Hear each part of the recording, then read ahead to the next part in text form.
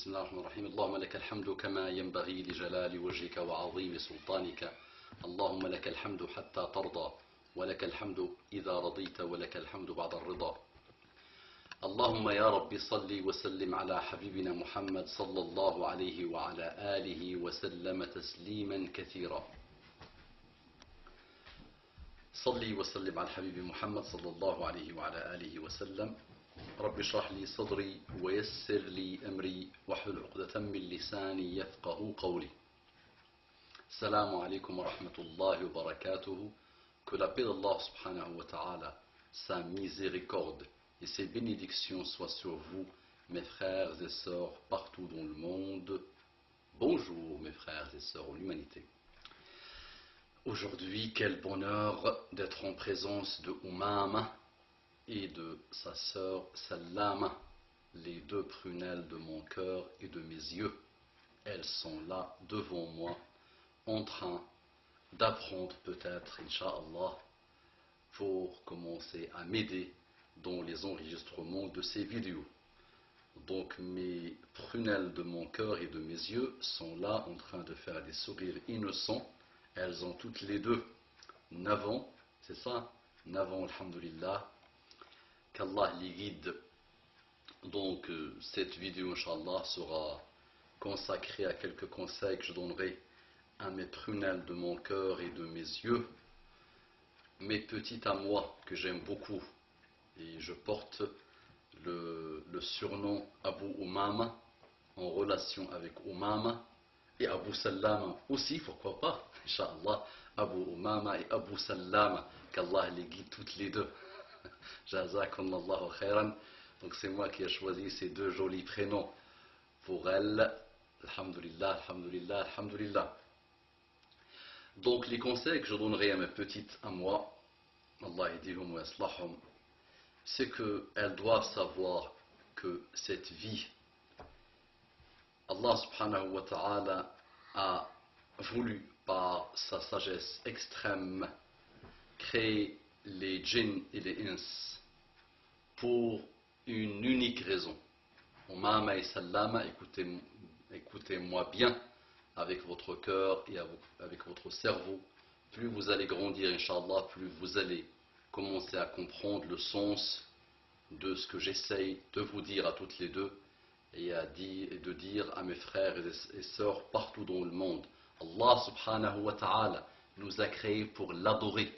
وَمَا خَلَقْتُ الْجِنَّ وَالْإِنسَ إِلَّا لِيَعْبُدُونَ مَا أُرِيدُ مِنْهُمْ مِنْ رِزْقٍ وَمَا أُرِيدُ أَنْ يُطْعِمُونَ إِنَّ اللَّهَ هُوَ الرَّزَّاقُ ذُو الْقُوَّةِ الْمَتِينِ. Mes prunelles de mon cœur sont arabophones pures, alhamdulillah. Elles comprennent aussi le français, mais elles sont plutôt arabophones pures. Donc elles maîtrisent le verset, alhamdulillah, elles savent ce que ça veut dire. Donc je n'ai créé les djinns et les ins que pour m'adorer. Je n'attends pas d'eux un moyen de subsistance et je n'attends pas d'eux qu'ils me nourrissent. Inna Allah huwa ar-razzaq. C'est Allah qui donne le moyen de subsistance. C'est Allah huwa ar-razzaq dhul quwwati al-matin, qui a la force et la puissance.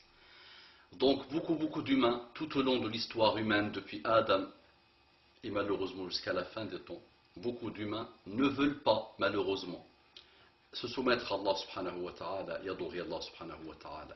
Comme j'ai souvent dit, comme j'ai toujours dit, prouver l'existence d'Allah subhanahu wa ta'ala est beaucoup plus facile que prouver son non-existence.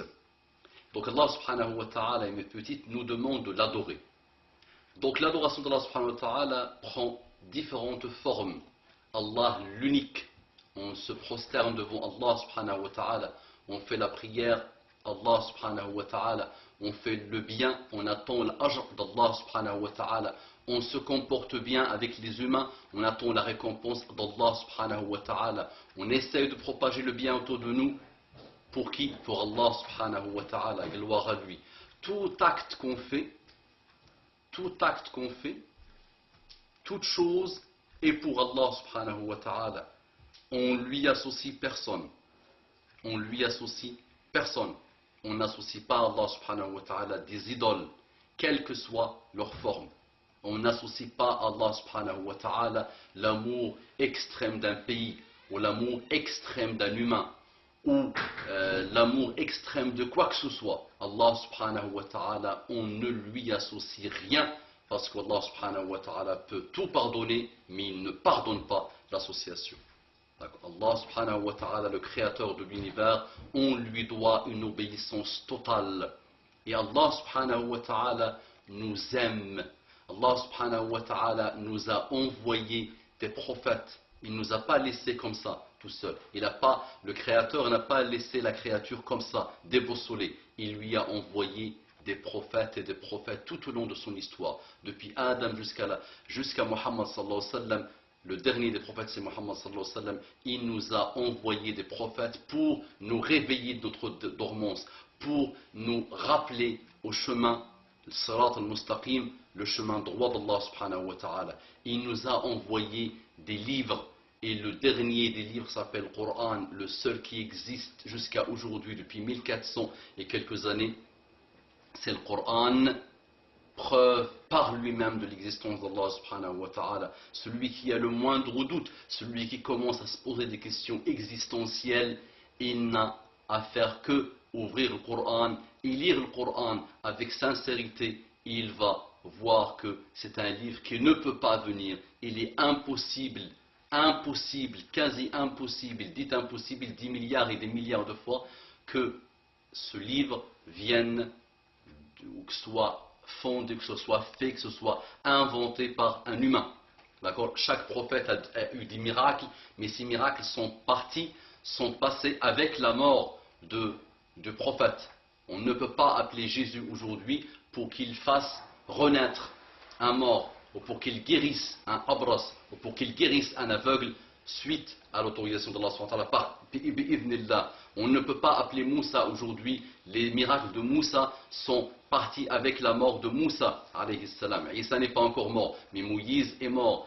Par contre, le plus grand des miracles de l'islam, de la religion prêchée par le prophète Mohammed sallam et tous les prophètes avant lui, cette dernière religion, cette religion qui a commencé par Adam et qui a été parachevée par Muhammad sallallahu alayhi wa sallam, son plus grand miracle s'appelle le Coran. Muhammad sallallahu alayhi wa sallam a eu des milliers de miracles, mais le plus grand des miracles c'est le Coran qui a été envoyé à l'humanité par l'intermédiaire de Muhammad sallallahu alayhi wa sallam.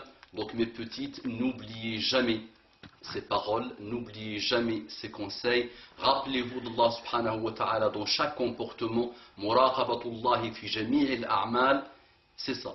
Donc c'est de se rappeler d'Allah subhanahu wa ta'ala. Chaque loi, n'importe quel type de loi, tu peux lui trouver une faille. N'importe quelle structure humaine, n'importe quelle loi humaine, tu peux toujours lui trouver une faille.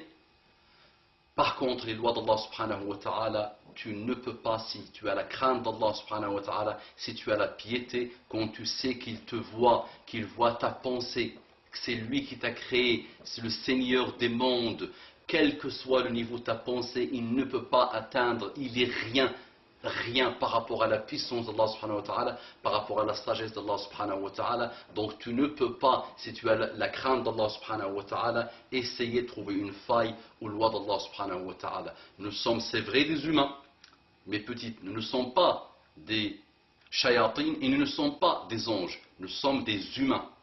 En nous il y a le bien, en nous il y a le mal. وَنَفْسٍ وَمَا سَوَّاهَا فَأَلْهَمَهَا فجورها وتقواها قد أفلح من زكاها وقد خاب من دساها. Donc Allah subhanahu wa ta'ala jure par nafs. Et il nous dit quoi? ونفس وما سواها.